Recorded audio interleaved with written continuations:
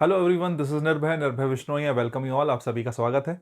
Morning में एक जो है हमारा यूपी टेट का क्वेश्चन पेपर पूछा गया, पेपर 2 का। उसका मैं एक बार सॉल्यूशन करा देता हूँ, जैसा कि आप सभी डिमांड कर रहे हैं। तो सेकंड पेपर है ये मॉर्निंग शिफ्ट का। इवनिंग वाला भी करा दूंगा अभी इसके बाद। पहले आप एटलीस्ट ये देख लीजिए, जिसका जिसका मॉर्निंग में 3 जुलाई को एग्जाम था, उसकी ये आंसर की मैं आपको दे देता हूँ एक बार, ठीक है। क्या कुछ पूछा गया, ऑलमोस्ट लेवल सेम पूछा गया, बहुत ज़्यादा कुछ कठिन नहीं है, कुछ नया नहीं है, कुछ भी समस्या की बात कुल मिला के नहीं है, ठीक है। चलो शुरू करते हैं गाइज। पहला क्वेश्चन देखिएगा, 61। Select the sentence. थोड़ा जूम कर दूं क्या मैं, अगर आप कहें तो। 61 देखिएगा, मुझे लगता है आप दिख रहा होगा। Select the sentence that correctly express a formal request and indirect speech. बिल्कुल सही है साहब। फॉर्मल रिक्वेस्ट के लिए कहा है कि भाई ये बता दो कि अगर सेंटेंस कहाँ है, कौन सा सेंटेंस ऐसा है जिसमें रिक्वेस्ट की बात हुई है। अच्छा, रिक्वेस्ट के लिए रिक्वेस्टेड आया, बिल्कुल सही बात है। लेकिन रिक्वेस्टेड एक ऐसा शब्द है जिसके साथ ऑब्जेक्ट होना जरूरी है, लिविंग ऑब्जेक्ट। रिक्वेस्ट किससे करी ये बताना जरूरी है। यहां पर कुछ ऐसा दे नहीं रखा, ए फॉर एप्पल गलत हो गया। मैनेजर रिक्वेस्टेड, किससे रिक्वेस्ट किया, स्टाफ से रिक्वेस्ट किया, अच्छी बात है। लेकिन रिक्वेस्ट जब किसी से किया उसके बाद आप वर्ब की आईएनजी फॉर्म का यूज नहीं करते, टू प्लस वर्ब की फर्स्ट फॉर्म का यूज करते हैं, ठीक है। टू प्लस वर्ब की कौन सी फॉर्म का, फर्स्ट फॉर्म का। बी गलत, सी में देख लो। Requested the staff to complete the task immediately, ये ठीक लग रहा है। और ये वाला देख लेते हैं, requested the staff that they complete the task immediately. देखो ये वाला सेंटेंस जो है आपने असर्टिव बना दिया। लेकिन जनरली जो रिक्वेस्ट वाले सेंटेंस होते हैं वो इंपेरेटिव होते हैं। अगर इंपेरेटिव होते हैं, जरा देखना, टू प्लस वर्ब की कौन सी फॉर्म, फर्स्ट फॉर्म। अगर बात समझ में आई हो तो आंसर 61 का क्या बनेगा, सी फॉर कैट बनेगा। मुझे लगता है आपको बात समझ में आई होगी, ठीक है। इसको मैं उठा के थोड़ा इधर ले आता हूं, ठीक है। 61 का सी फॉर कैट लगाएंगे, 62 पे आएंगे साहब। किस पे आएंगे, 62 पे आएंगे। शब्द है आपके सामने इम्पेकेबल। अगर मैं आपसे पूछूं इम्पेकेबल क्या चीज होती है, इम्पेकेबल होगा जिसमें कोई मिस्टेक ना हो, जिसमें कोई गलती ना हो, ठीक है, विदाउट एनी मिस्टेक। आपसे पूछा क्लोज है सिनोनियम, सुना है आपसे पूछा है, तो जिसमें कोई गलती ना हो आप कहेंगे फॉल्टलेस। आप क्या कहेंगे, faultless. C for cat answer बनाएंगे, आगे चलेंगे। नेक्स्ट देखिएगा, in which the adjective kind and use are grammatically correct, ठीक है। काइंड एडजेक्टिव के बारे में कहा है और उसका यूजेस जो है ग्रामेटिकली जो है एक्यूरेट किस में है। देखो ग्रामेटिकली एक्यूरेट के बारे में जरा पूछ लो। देखो ऐसे ना दो शब्द होते हैं, एक तो होता है काइंड ऑफ, एक होता है सॉर्ट ऑफ, जो बहुत पूछा जाता है, ठीक है। काइंड ऑफ और सॉर्ट ऑफ, ध्यान रखना। अगर मैं काइंड ऑफ का हूं, सॉर्ट ऑफ का हूं, दोनों का मतलब प्रकार से ही होता है। अगर मैं इसके पहले दिस लिखता हूं, ठीक है, दिस काइंड ऑफ, तो ठीक है। लेकिन अगर मैं इसके पहले दीज लिखता हूं, ध्यान रखना, तो दीज के साथ काइंड ऑफ की जगह क्या आता है, काइंड्स ऑफ आता है। और सॉर्ट ऑफ की जगह क्या आता है, सॉर्ट्स ऑफ आता है, ध्यान रखना। अगर दीज आ गया तो काइंड्स ऑफ सॉर्ट्स ऑफ हो जाएगा, या दिस की जगह दैट भी आएगा। अगर सिंगुलर आया है तो काइंड्स ऑफ सॉर्ट्स ऑफ, ठीक है। अगर प्लूरल आया, काइंड्स या सॉर्ट्स आया, तो फिर दीज का प्रयोग करते हैं। अच्छा एक ठीक एक बात, तो अगर ये तो ये बात तुम्हें समझ में आई, तो जरा मैं ऑप्शंस को देखूं। आपने काइंड्स प्लूरल रख रखा है, उसके साथ दिस रख रखा है, गलत हो गई बात। नेक्स्ट देखना, आपने दोज रख रखा है, लेकिन दोज के साथ मैंने कहा काइंड्स आना चाहिए, आपने दोज के साथ रख रखा है काइंड, ये गलत हो गया साहब। नेक्स्ट देखो, इसके बाद मैं क्या कहता हूं, पहला वाला, सच एन इंसिडेंट, इंसिडेंट से पहले आर्टिकल एन लगा है। इंसिडेंट से पहले आर्टिकल क्या लगा, एन लगा है, इसका मतलब इंसिडेंट एक होगा। और अगर एक होगा तो आपने हैव का प्रयोग क्यों करा साहब, यही भी गलत। 63 का आंसर क्या बनेगा, D for dog. Such books often demand critical interpretation. Sentence बिल्कुल ठीक है, बुक्स प्लूरल है, और प्लूरल की वजह से डिमांड जो है वो प्लूरल है। मैंने आपको सिखाया है कि वर्ब अपने मूल रूप में प्लूरल होती है, तो डिमांड ऐसे का ऐसा ही आएगा, बिल्कुल ठीक है। अगर बात समझ में आई हो तो 63 का आंसर डी फॉर डॉग लगाएंगे और आगे चलेंगे। 64, आपसे पूछा कि जो बेबी स्लेप्ट पीसफुली में वर्ब क्या है। भाई साहब वर्ब, एक तो आपके पास पहली बात तो स्लेप्ट वर्ब है, तुम्हें पता होना चाहिए। वर्ब से पहले सब्जेक्ट है, पीसफुली कैसे सोया, पीसफुली शांति से, तो ये एडवर्ब हो गया। दूसरी बात आपसे पूछा वर्ब कैसी है, ट्रांजिटिव है इंट्रांजिटिव है। मैं आपसे पूछूं वर्ब के बाद में एडवर्ब रखा है, अगर ऑब्जेक्ट रखा होता तो ट्रांजिटिव होती, अगर ऑब्जेक्ट रखा होता तो कैसी होती, ट्रांजिटिव होती। अभी तो ट्रांजिटिव नहीं है, क्यों, क्योंकि यहां पर ऑब्जेक्ट नहीं रखा वर्ब के बाद। दूसरी बात, ऑक्सिलरी मतलब हेल्पिंग वर्ब, हेल्पिंग वर्ब नहीं है क्योंकि वर्ब अकेली रखी है। जब जब वर्ब अकेली होती है वो हेल्पिंग वर्ब नहीं क्या होती है, मेन वर्ब होती है। तो अकेली वर्ब है, सिंगल वर्ब है, तो वो मेन वर्ब होगी, तो ऑक्सिलरी तो हो नहीं सकती। बचा ट्रांजिटिव वर्ब और बचा लिंकिंग वर्ब, ठीक है। लिंकिंग वर्ब नहीं कह सकते क्योंकि लिंकिंग वर्ब का मतलब है आप किसकी बात कर रहे हो, स्टेट दिखा रहे हो। लेकिन फिर वही बात है, स्टेट दिखाने के लिए बाद में कॉम्प्लीमेंट के रूप में एडवर्ब का यूज गलत होता है। जब जब आप लिंकिंग वर्ब रखते हो, लिंकिंग वर्ब के बाद में एडवर्ब नहीं आता, लिंकिंग वर्ब के बाद में एडवर्ब ऑफ मैनर ही नहीं आता। कैसे सो रहा है, बहुत शांति से सो रहा है। कभी भी लिंकिंग वर्ब के बाद मैं तुमसे पूछूं एडवर्ब ऑफ मैनर आ सकता है? नहीं आ सकता। कैसे सो रहा है? हाउ, हाउ का रिप्लाई है। अगर हाउ का रिप्लाई है तो पीसफुली एडवर्ब ऑफ मैनर है, पीसफुली एडवर्ब ऑफ मैनर। और अगर ये वर्ब लिंकिंग वर्ब होती तो लिंकिंग वर्ब के बाद कभी भी एडवर्ब ऑफ मैनर आता ही नहीं है। अगर बात समझ में आई हो तो लिंकिंग भी नहीं है। आप इसको क्या कहेंगे? इंट्रांजिटिव वर्ब कहेंगे, एक ऐसी वर्ब जिसके पास अपना ऑब्जेक्ट नहीं है। अगर बात क्लियर हुई हो तो ए फॉर एप्पल लगा के आगे बढ़ेंगे। नेक्स्ट देखिएगा 65, choose the sentence in which the gender form of the noun is used correctly. भाई साहब जेंडर फॉर्म जो है कैसे करेक्टली यूज करा गया है। अगर आप कंडक्टर्स की बात करते हैं तो हिमसेल्फ उसके लिए प्रयोग करना गलत है, फीमेल हो गया तो ठीक है। उसके अलावा अगर आप शेफर्ड्स की बात करते हैं तो भी उसके साथ हिज का प्रयोग करना गलत है क्योंकि फीमेल हो गया, ठीक है। अगर मैं आपसे कहूं कि देखो डी फॉर डॉग तो वैसे भी गलत है। अगर आपने हायरस की बात करी, आयरस के लिए आपने हिज भी लगाया और आपने क्या भी लगाया? हर भी लगाया। दोनों साथ कैसे आ सकते हैं? His father's property and thanked her uncle, वो एक ही व्यक्ति मेल और फीमेल दोनों कैसे हो जाएगा? नहीं हो जाएगा, नहीं हो जाएगा। आंसर क्या बनेगा? सी फॉर कैट। बोले सर कैसे, जरा देख लो। आपने मेयरस की बात करी और मेयरस के साथ आपने किसका यूज किया? हर का यूज किया क्योंकि फीमेल है और फीमेल के हिसाब से हर लगाया। बिल्कुल सही है, कोई समस्या की बात नहीं है। 65 का सी फॉर कैट लगाएंगे, 66 का आ जाएंगे। सिंगुलर प्लूरल का करेक्ट जो है आप बता दो। चिल्ड्रन होता है साहब, चिल्ड्रंस नहीं होता, चाइल्ड्स नहीं होता, ठीक है, चिल्ड्रन होता है। बोले सर चिल्ड्रन ये रहा, चिल्ड्रन ये रहा। चाइल्ड चाइल्ड का प्लूरल चिल्ड्रन बनता है तो साहब चिल्ड्रन प्लूरल है, उसके साथ वाज नहीं, किसका यूज करेंगे? वर्क का। अगर बात समझ में आई हो तो हमारा 66 का आंसर डी फॉर डॉग बनेगा। 66 का आंसर क्या बनेगा? डी फॉर डॉग बनेगा। ये क्लियर हो गया साहब? आ जाओ जरा 67 देख लेते हैं। करेक्ट यूज ऑफ अपोस्ट्रॉफी के लिए कहा है आपसे कि भाई अपोस्ट्रॉफी का करेक्ट यूज बता दो। बताओ भाई क्या बताओगे अपोस्ट्रॉफी का करेक्ट यूज? देखो टीचर्स, एक तो ये है कि एक बात आपको पता होनी चाहिए, डबल अपोस्ट्रॉफी गलत होती है। आप एक साथ ही एक नाउन में दो अपोस्ट्रॉफी लगा दो, टीचर्स भी कह दो और बुक्स भी कह दो। आंख बंद करके डबल अपोस्ट्रॉफी क्या होगी? गलत होगी। आंख बंद करके डबल अपोस्ट्रॉफी क्या होगी? गलत होगी। अच्छा ठीक है, बी फॉर वॉल तो वैसे ही गलत है क्योंकि बुक्स भी नाउन है और टीचर्स भी नाउन है।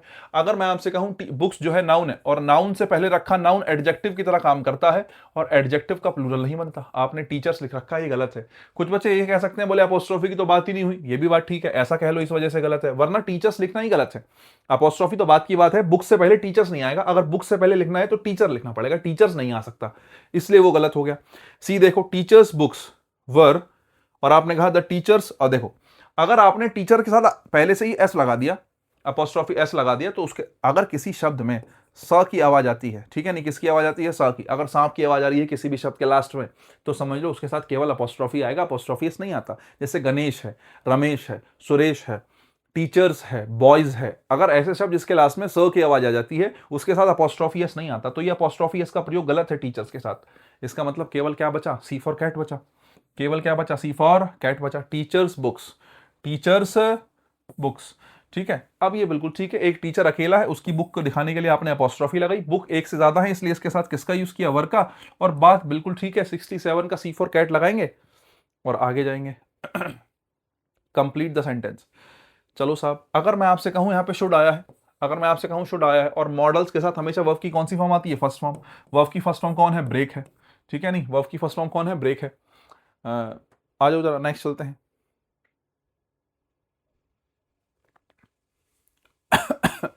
69, बताओ भाई एक्टिव से क्या कहा है? पैसिव कहा है। हैज स्टोलन है आपके पास, देखो ये रहा सेंटेंस, हैज स्टोलन का बनेगा has been stolen. Has been stolen ढूंढ लो, आर आया गलत, हैव स्टोलन आया गलत, आपको हैज या हैव के साथ बीन स्टोलन चाहिए। यहां पे हैड आया गलत, ये देखो have been stolen, have been stolen, बात बिल्कुल ठीक है। आ जाओ जरा नेक्स्ट 70 नंबर देखना।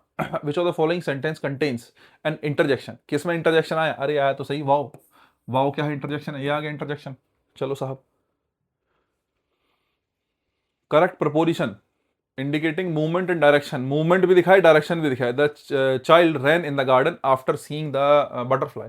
The child ran on to, भाई ऑन टू है, इन टू है, अगर इन टू है तो एक बार ठीक हो सकता है, चलो ठीक है। Child ran in the garden, ठीक है, the child ran into the garden, ठीक है, the child ran among the garden, garden के बीच में तो कहना गलत हो जाएगा, अमंग वैसे ही बंटवारे वाली कहानी है। रैन के साथ इनटू का प्रयोग बिल्कुल ठीक हो सकता है ना। मूवमेंट के लिए क्या आ गया, रैन आ गया, और इनटू किसके लिए आ गया साहब, डायरेक्शन के लिए आ गया, किसी चीज के अंदर जाना, गार्डन के अंदर एंटर करना, रैन के साथ इनटू का प्रयोग करना ज्यादा बेहतर होगा। इसलिए आप आंसर क्या लगाएंगे, सी फॉर कैट लगाएंगे, रैन इनटू द गार्डन, आंसर बनेगा सी फॉर कैट। नेक्स्ट देखिएगा, ये पेज हो गया है पूरा।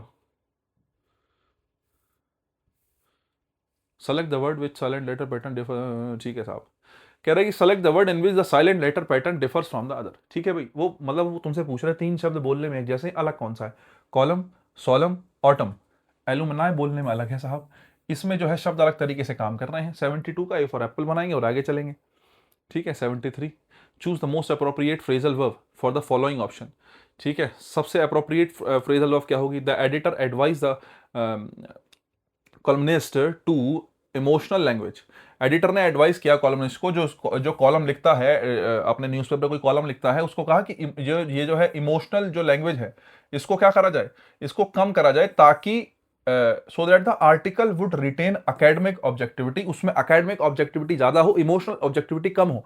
तो वो उसने क्या कहा कि वो इमोशनल लैंग्वेज को कम करेगा, तभी तो वो कैसा बनेगा, एकेडमिक ऑब्जेक्टिविटी आएगी, एकेडमिक चीजें उसमें आएंगी, फैक्चुअल बात उसमें आएंगी, तभी तो जब उसमें इमोशनल बातें कम होंगी, इमोशंस का फैक्ट से लेना देना नहीं होता है, ठीक है।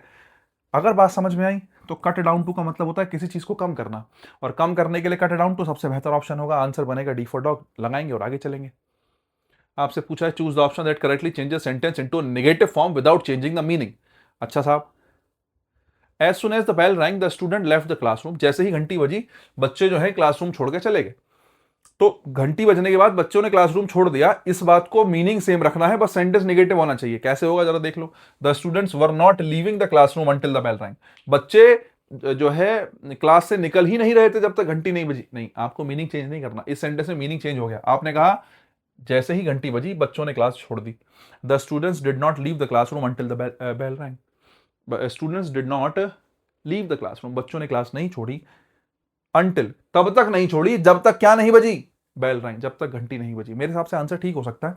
एक बार बाकी और भी देख लेते हैं, दोनों भी। द स्टूडेंट्स नेवर लेफ्ट, देखो नेवर का तो मतलब ही नहीं है, जब तुम्हें निगेटिव बनाना है, बच्चे कभी भी क्लासरूम नहीं छोड़ते हैं आफ्टर द बेल रैंग, घंटी बजने के बाद भी बच्चे क्लासरूम नहीं छोड़ते हैं, तो मीनिंगलेस सेंटेंस है।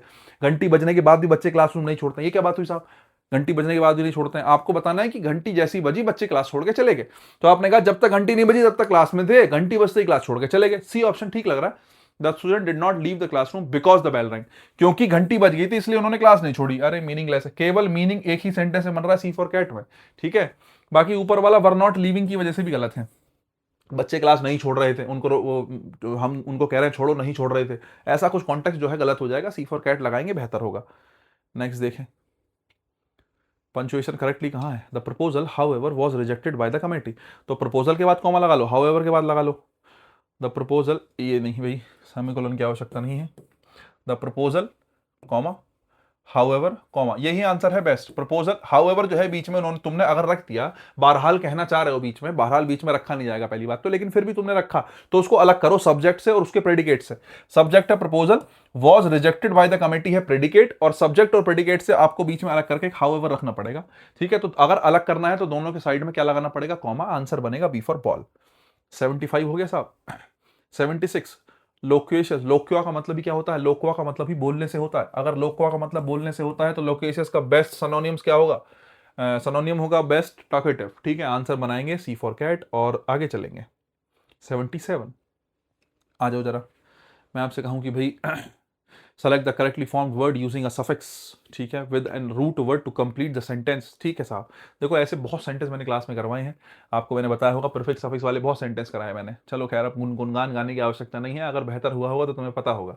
नेक्स्ट आओ, द साइंटिस्ट फाइंडिंग, साइंटिस्ट की जो फाइंडिंग है, गेन्ड, साइंटिस्ट की फाइंडिंग ने जो है प्राप्त किया, गेन किया, क्या गेन किया, गेन्ड वॉट। तो अगर वॉट का, अगर किसी वर्ब जो है, कोई वर्ब अगर वॉट का रिप्लाई मांग रही है, इसका मतलब उसकी जगह पे नाउन आएगा। अरे हाँ है ना, साइंटिस्ट की जो फाइंडिंग्स है, साइंटिस्ट ने जो निकाला है, उससे क्या प्राप्त हुआ हमें, उससे जो भी प्राप्त हुआ वो हमारा नाउन होगा। क्या प्राप्त हुआ, वॉट का रिप्लाई मिल रहा है, वॉट का रिप्लाई नाउन होता है, तो क्या प्राप्त होगा साहब, क्रेडिबल नहीं, क्रेडिबल तो एडजेक्टिव बनेगा, अब देखो क्रेडिबल, अगर मैं क्रेड की बात करूं या क्रेड से शब्द नाउन बनाऊं तो क्रेडिबल का नाउन बनता है क्रेडिबिलिटी। कहने को तो आईओएन वाला भी नाउन होता है लेकिन क्रेड से ये नहीं बनता। कहने को नेस वाला भी नाउन होता है लेकिन क्रेड का नाउन ये नहीं बनता। क्रेड का नाउन बनता है क्रेडिबिलिटी। क्या नाउन बनता है? क्रेडिबिलिटी। अगर बात समझ में आई तो आंसर डी फॉर डॉग चुनेंगे और आगे चलेंगे। 77 हो गया है साहब।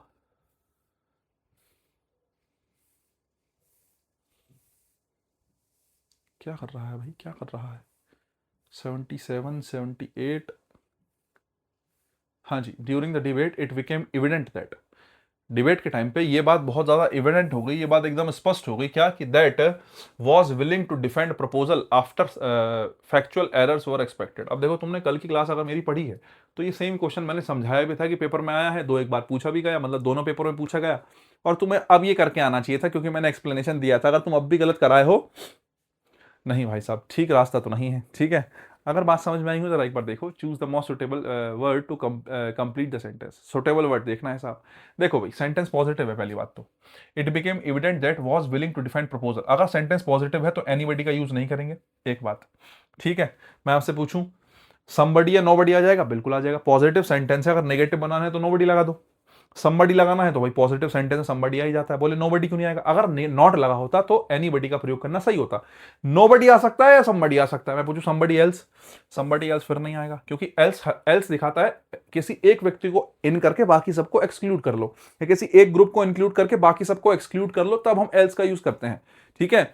ओनली यू, नोबडी एल्स, केवल तुम, तुम्हारे अलावा कोई नहीं, तो हम कहेंगे नोबडी एल्स, तब हम एल्स का यूज करते हैं। अगर बात समझ में आई हो तो एल्स यहां से हटेगा साहब। तो अगर ये हटेगा तो ये गलत हो गया, दो बचे, एनीबडी सॉरी समबडी या नोबडी। लेकिन अब तुम्हें दिमाग लगाना पड़ेगा, सेंटेंस का कॉन्टेक्स्ट समझना पड़ेगा। क्या डिबेट के टाइम पे ये स्पष्ट हो गया कि वॉज विलिंग टू डिफेंड, कोई भी समबडी, कोई भी व्यक्ति डिफेंड करने के लिए तैयार, विलिंग टू डिफेंड मतलब कोई भी इच्छा नहीं व्यक्त कर रहा था उसको डिफेंड करने की, किसको? प्रपोजल को। After the factual errors were expose, जब उसमें फैक्चुअल एरर दिखे तो कोई उसको एक्सेप्ट करेगा, कोई उसको एक्सेप्ट नहीं करेगा, कोई इस प्रपोजल को सपोर्ट करेगा या नहीं करेगा? नहीं करेगा। और अगर नहीं करेगा तो समबडी गलत है और क्या सही है? नोबडी सही है। 78 का आंसर बनेगा बी फॉर बॉल। इसको क्लीन करो 78 को, आगे चलते हैं 79 पे। डबल प्रपोजिशन की बात हुई है साहब। Emerged, the cat emerge through, cat emerge from, from है, इमर्ज फ्रॉम है और आउट ऑफ है। The cat emerged from out of, ठीक है। तो कैट के हिसाब से मेरे हिसाब से ये लगा लो, इमर्ज के साथ फ्रॉम लगाओ और किससे निकली? कबर्ड से निकली, तो आउट ऑफ उसके लिए आ जाएगा, इमर्ज फ्रॉम आउट ऑफ। ये आंसर सी फॉर कैट लगा लो, बेहतर होगा। मतलब वैसे तो देखो तुम्हें थोड़ा सा समझना पड़ेगा, इतना मुश्किल मतलब इतना आसान काम नहीं है, थोड़ा सा मुश्किल सेंटेंस है। तो आंसर सी फॉर कैट लगा लो, जो कि ठीक है। इसमें बहुत ज़्यादा लॉजिक काम नहीं कर पाएगा, मैं तुमसे कहूँ। प्रॉपर नाउन किसमें है बताओ साहब? यार रिवर कॉमन नाउन होती है, टीचर कॉमन नाउन होता है, बर्ड्स कॉमन नाउन होती हैं, मुंबई अगर मैं कहता सिटी तो कॉमन नाउन है, सिटी का मुंबई कह दिया प्रॉपर नाउन है। आंसर क्या बनेगा? डी फॉर डॉग बनेगा। 81 में आ जाओ। Choose the correctly punctuated sentence from the given options. बताओ साहब करेक्टली पंचुएटेड सेंटेंस बता दो। देखो instructions were simple, correctly punctuated sentence, ठीक है साहब। Simple, write carefully, answer all the questions and submit the paper. Instructions were simple, अच्छा ठीक है। अच्छा यहाँ तुम ये कहना चाह रहे हो इंस्ट्रक्शंस फॉर सिंपल, एक बात ये है, और उसके बाद सिंपल के बाद में, सिंपल के बाद क्या कहा गया कि उसको क्या इंस्ट्रक्शन से? Read carefully, answer all the questions and submit the paper. अच्छा ठीक है, तो ये तीन बातें हैं, पहली तो रीड केयरफुली, और उसके बाद दूसरी बात है आंसर द क्वेश्चन, और तीसरी बात है सबमिट द पेपर। पहली बात तो इन दोनों बातों के बीच में कॉमा आना चाहिए। तो अगर मैं देखूं तो read carefully comma answer the questions, यहां भी नहीं है ऐसा, यहां भी नहीं है, दो बचते हैं साहब। मैं आपसे कहूं कि the instructions were simple, read carefully comma answer all the questions and आगे आ जाएगा the instructions were simple, read carefully answer all the questions and submit the paper. ये आ तो गया बी फॉर बॉल, ये आ तो गया बी फॉर बॉल साहब। अब तुम पूछो ये वाला क्यों सही नहीं है? भाई यहाँ पे देखो ये नहीं आया ना केयरफुली के बाद, ये तीन बातें अलग अलग हैं। एक बात है ध्यान से पढ़ो, आंसर करो सारे क्वेश्चंस का और पेपर को सबमिट कर दो, तीन बातें हैं तो उनके बीच में कॉमा तो चाहिए, रीड केयरफुली कॉमा। वैसे तो ये भी गलत है, लेकिन अगर मैं कहूं तुम्हें ये नहीं पता कि ये वाला आएगा या ये वाला आएगा, तुम्हें नहीं पता, लेकिन तुम्हें ये तो पता है कि तीन बातों को जोड़ने के लिए बीच में कॉमा लगाना पड़ेगा।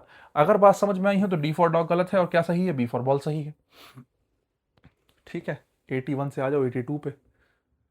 The earth revolves around the sun, scientist कह रहे हैं कि अर्थ रिवोल्व्स अराउंड द सन। इसका इनडायरेक्ट बनाना है। भाई ये सेम सेंटेंस क्लास में नहीं कराया, यूनिवर्सल ट्रूथ वाले सेंटेंस क्लास में नहीं कराए, डायरेक्ट से इनडायरेक्ट में कराए हैं, ठीक है। 1.5 घंटे में सारा करा दिया था, तुम्हारे काम भी आ गया होगा मुझे लगता है। साइंटिस्ट सेड दैट, रिवॉल्व नहीं हो सकता, यूनिवर्सल ट्रूथ हमेशा सेम रहता है। The earth has revolve, has कहां से ले आए तुम, जब वहां पे वर्ब की फर्स्ट फॉर्म है, सेम रहेगा। हैड रिवॉल्व गलत हो जाएगा। अर्थ रिवॉल्व्स अराउंड द सन, बिल्कुल सेम का सेम रहेगा। आंसर बनेगा 82 का डी फॉर डॉग। बात समझ में आई हो तो फिर अपना जी ये देख लो 83।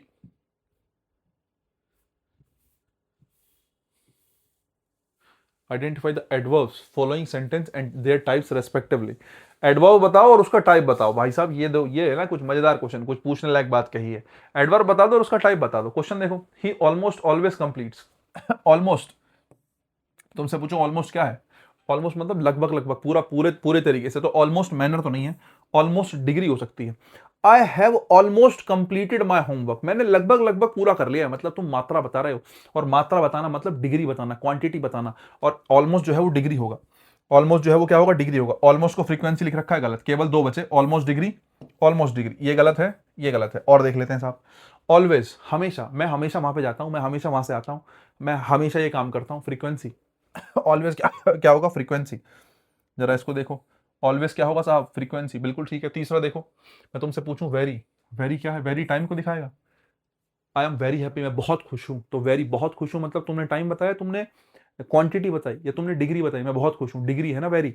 वेरी क्या है, डिग्री है। अगर वेरी डिग्री है तो जरा देखना ध्यान से, अगर वेरी डिग्री है तो डिग्री यहां दे रखा है, वेरी को टाइम क्या रखा है, ये गलत। इसका मतलब आंसर बनेगा डी फॉर डॉग। आंसर क्या बनेगा, डी फॉर डॉग। अब वेरी को यहां मैनर दे रखा है, ये भी गलत है। बात समझ में आनी चाहिए। ऑलमोस्ट डिग्री हो गया, ऑलवेज फ्रीक्वेंसी हो गया, वेरी डिग्री हो गया, क्विकली, कोई काम कैसे करना है, तेजी से, क्विकली क्या हो गया, मैनर हो गया। अगर बात समझ में आई हो, डी फॉर डॉग करेंगे और आगे चलेंगे। ठीक है साहब, 83 हो गया। 84 देख लो, 84 84 84। Identifies pronoun agrees correctly with corresponding pronoun. Correctly with its corresponding pronoun. Anybody can submit their application after the, देखो भाई, अगर एनीबडी किसी को कह रहे हो तो एनीबडी के साथ एनीबडी मतलब मैंने आपको सिखाया था, जब मैंने आपको क्वेश्चन टैग पढ़ाया, मैंने आपको बताया, याद करो, ग्रामर की पहली क्लास जो 1.5 घंटे की क्लास थी, 1.5 पौने 2 घंटे की क्लास थी, उसमें मैंने बताया कि जनरली एनीबडी समबडी इनके साथ किसका प्रयोग करते हैं, हिज या हर का प्रयोग करते हैं, या बेहतर होता है कि हम इसको चुने। अगर इसको क्वेश्चन टैग में लगाते हैं तो इसके साथ देयर आता है। क्वेश्चन टैग ये है नहीं, क्वेश्चन टैग नहीं है, तो एनीबडी के साथ क्या आना चाहिए था, हिज आना चाहिए था, गलत हो गया।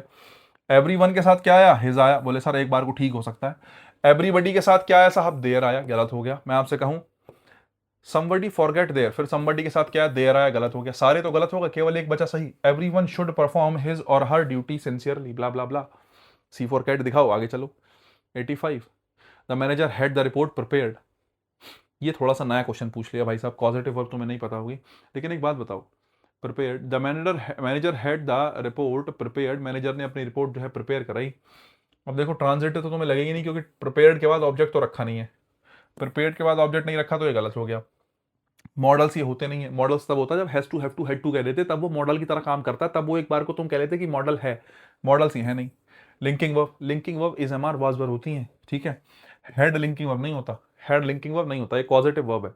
या तुम्हें नहीं पता होगा, जैसे मेक होता है, ठीक है, मेक होता है, गेट होता है, ठीक है, हैव होता है, ठीक है, या लेट होता है, ये पॉजिटिव वर्ब्स होती हैं।